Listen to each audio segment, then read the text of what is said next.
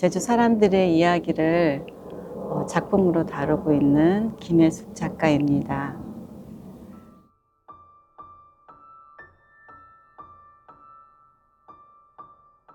어렸을 때부터 나는 조각가가 돼야지라는 그건 없었고, 미술을 좋아해서 미술대학에 들어갔고, 그리고 저 학교 다닐 때는 2학년 때부터 전공을 나누게 됐었어요. 그래서 2학년 때 단순히 입체를 하는 선배들이 작품들이 너무 멋있어 보인다.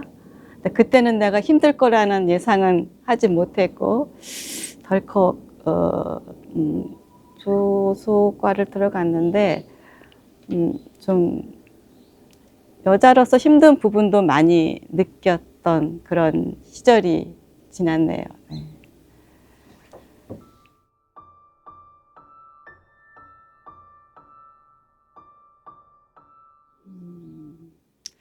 재료 면에서는 그때 나의 상황에 맞게 뭐 테라코타라든가 나무, 뭐 종이죽 여러 가지 저에게 맞는 상황에 맞는 그런 재료들을 선택했었고, 또 제가 주제로 가졌던 거는 사람들의 마음, 생각, 그거를 좀 작품으로 표현하고자 하는 것들이 좀 많았어요. 그러니까 사람들의 이야기, 뭐 관습, 뭐 그런 거에 대한 표현을 하지 않았나 싶었네요.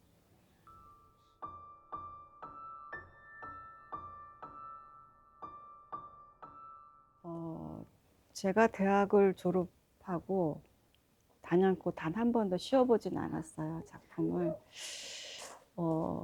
그거는 힘든 부분도 있지만 조각이 나한테 주는 어떤 에너지, 힘, 또 매력 그런 게 있고, 주어지는 상황 가운데 관심사, 예를 들어 해녀 할머니들을 시작했던 계기도 오토바이를 타고 가는 할머니의 모습이 맞아, 이제는 할머니들이 오토바이를 타고 다니는구나, 저걸 해볼까 라는 이제 그런 것들이, 그러면서 또 그걸 만들어 나가는 이야기들이 재미가 있었던 것 같아요. 힘든 부분도 있지만, 체력적으로 힘들었지만 그런 재미 가운데 이것들이 하나의 친구라는 표현이 맞을지 모르겠어요. 친구 같기도 하고, 같이 가는, 나와 함께 동행하는, 그래서 한 번도 놓지 않고 수십 년간 작업을 해왔었던 것 같네요. 네.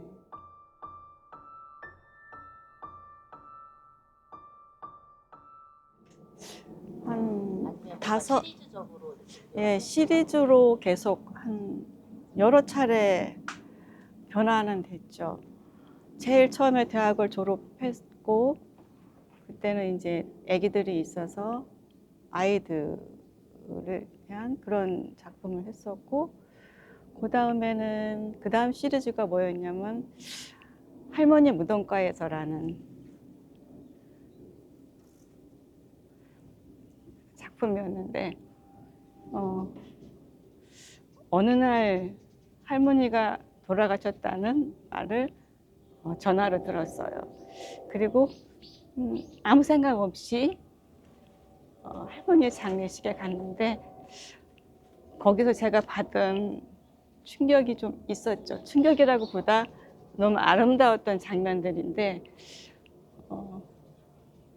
전혀 예상치 못했던 상여를 제가 봤어요. 거기서 할머니가 상여에 있고 사람들이 상여를 짊어지면서 쭉 그 무덤가에 올라가면서 그 상여를 맬 때 부르는 노래를 너무 구성지게 부르셨고, 그리고 이제 할머니가 무덤에 묻으실 때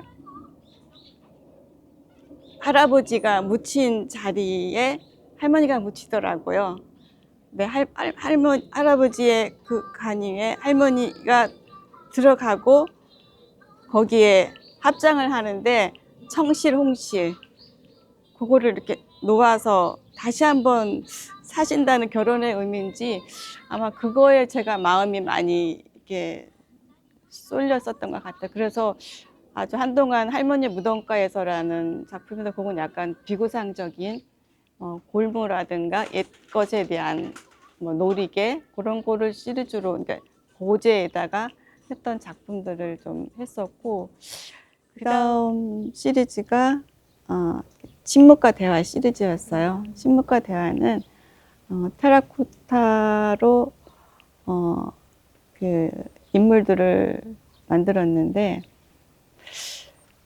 또 제가 테라코타를 하게 된 이유가 아이를 키우면서 내가 할 수 있는 작업이 그리고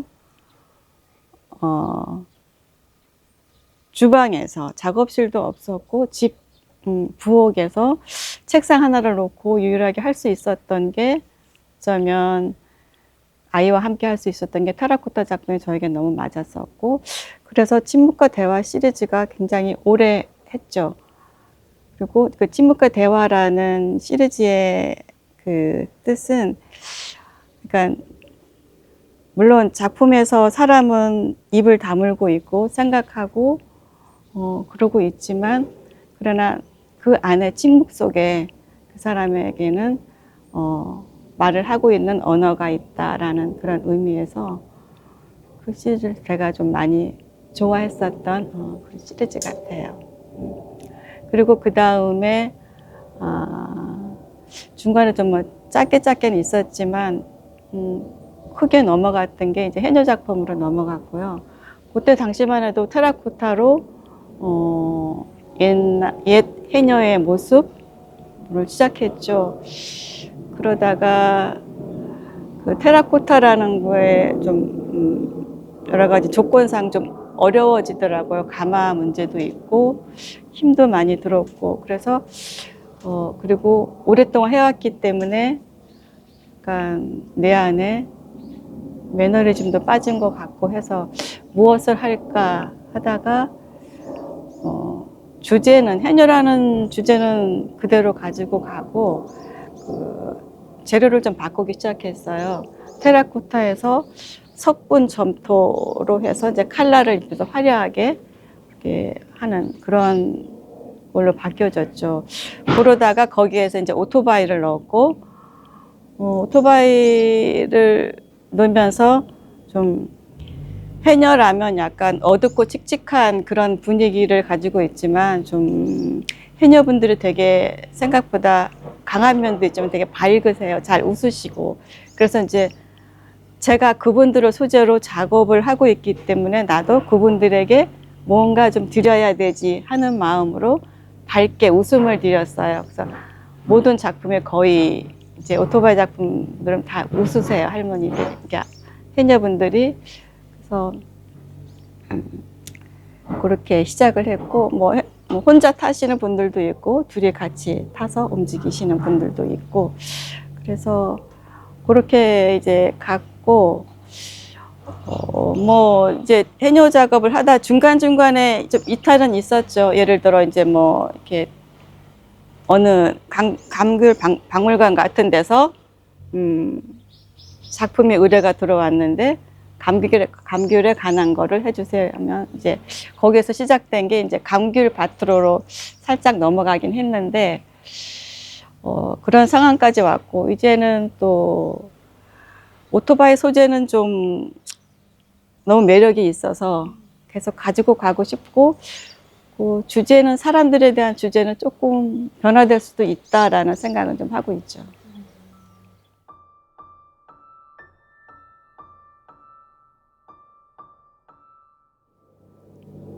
작가의 입장에서 작업을 할 때 자기 만족도 있겠죠. 자기 만족으로 자기가 추구하는 그러한 것들을 되게 실험적으로 연구하면서 하시는 작가들이 많이 계신데 저 같은 경우는 관객 입장도 좀 생각하는 편이에요.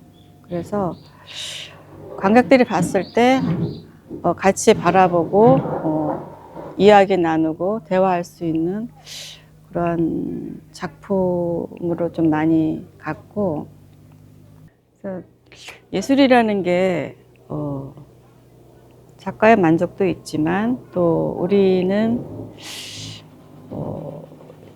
우리의 예술을 다른 분들한테 보여드리고 이렇게 선물하는 그런 관점에서 그분들의 바라보는 시선도 저는 좀 생각을 하고 싶어요. 그래서 좀 쉽게 다가갈 수 있는 그러한 작품. 그러니까 작가들이 좋아하는 작품이라기보다 어쩌면 관객들이 좋아하는 작품을 이제는 생각하게 되더라고요. 예전에는 실험적인 것도 많이 해봤는데 그런 거에 대한 게 이제는 이제 같이 가고 싶다. 이제 그게 좀 나이가 들수록 좀 있네요.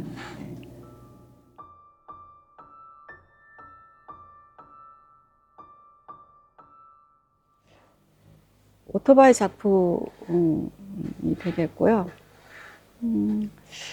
그러니까 해녀의 변천사에 따라서 지금 현재까지는 주로 해녀분들이 스쿠터, 오토바이를 타고 다니시는. 근데 지금 그 현 시점에서 내가 그것을 표현했고 작품으로 남겼고 또 이제 이게 언제가는 또 세월이 지났을 때 그거 이제 제 작품이 옛날 해녀의 모습으로 남아 있을 것 같고, 그래서 해녀와 오토바이 작품이 좀 저에게는 수많은 작품들이 있었지만 그래도 좀 다른 사람들에게 많이 인식이 되는 김혜숙 작가에 대한 대표적인 작품으로 남았으면 좋겠습니다.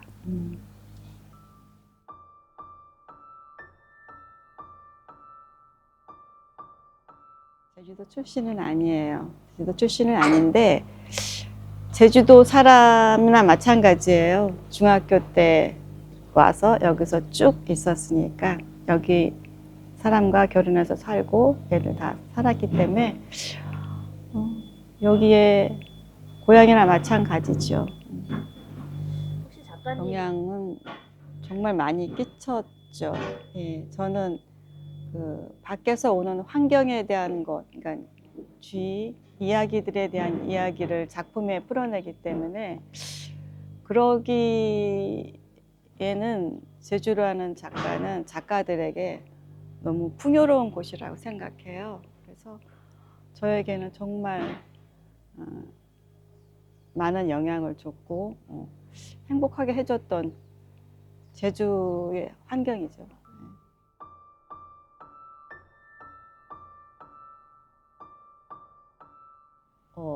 제가 한번 그러니까 서울에서 여러 번 전시를 했는데 아트페어를 한번 갔었어요. 근데 제주 작가가 저 딱 그때 하나였거든요. 오래전의 일인데 너무 달랐어요. 작품이 제 작품이 너무 달랐어요. 그리고 생각했어요. 뭔가 투박하구나. 근데 그러고 보니 생각해 보니까 제주도 작가들이 뭔가 이렇게 막 세련되고 예쁘고 깔끔하고 그런 것보다는 그 제주스러운 어떤 그 환경에서 오는 건지 뭔지 모르는 약간 원초적이면서도 약간 자연적이고 투박한 그런 면이 저는 좀 있다고 생각해요.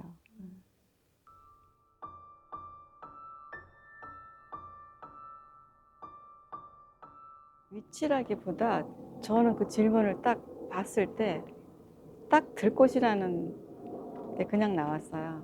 들판 위에 들꽃. 저는 그렇게 생각이 딱 들었어요. 들꽃은 어떤 의미를 담고 있을까요? 이게 작지만 들꽃이 가장 예뻐요. 가장 예쁘고 가장 생명력도 강하고 오래가고 마르지 않고 계속 돋아나고 그런 것들에 대한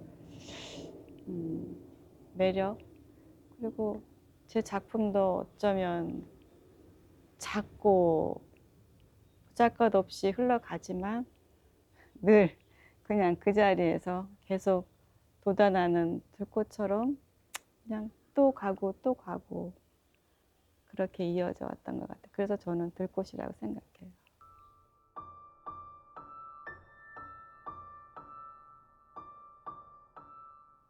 제일 처음에 제주도에서 조각가 회가, 제주 조각회가 생긴 게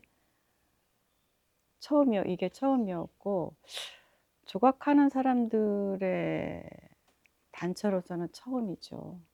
그래서 지금은 잘 모르겠지만 어쨌든 뭐 유대감이나 어떤 끈끈함, 서로 이끌어줌도 있었다고 생각하고, 어쨌든 간 이게 그 소속감으로 인한 어떤 작업을 할 수 있는 또 여러 가지 조건이라든가, 그리고 내가 작업을 해야 하는 그러한 일상들을 제주조각협회가 만들어줬다고 생각은 합니다. 제가 팜플렛을 안 찾아봤는데 몇 년도인가 기억이 안 나는데 한 번은 아주 오래전이에요. 마라도에 가서 전시를 한번 한 적이 있어요. 작품들을 만들어서 가져간. 그때 작품이 완전 환경적인 작품이었고, 그 작업을 진짜 배를 타고 가지고 가서 거기서 작품 전시를 했던 게 그게 좀 기억이 좀 남네요.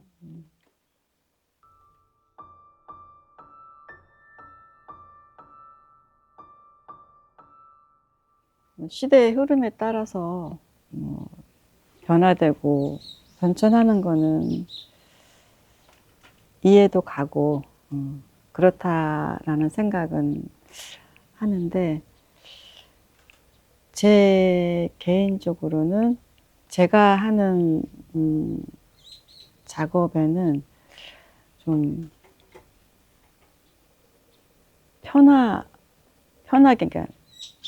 편하게 쉽게 하고 싶어요. 그래서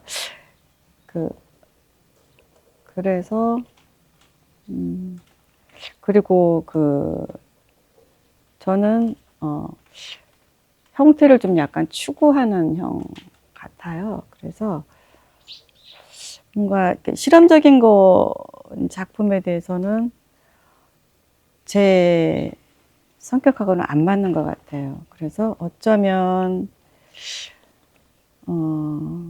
구상적인 작품을 계속 해오기는 했는데, 물론 저 역시도 그거에 대한 변함은 있었죠. 작게 아주 크게 변동은 없었지만 작게 변화는 했는데,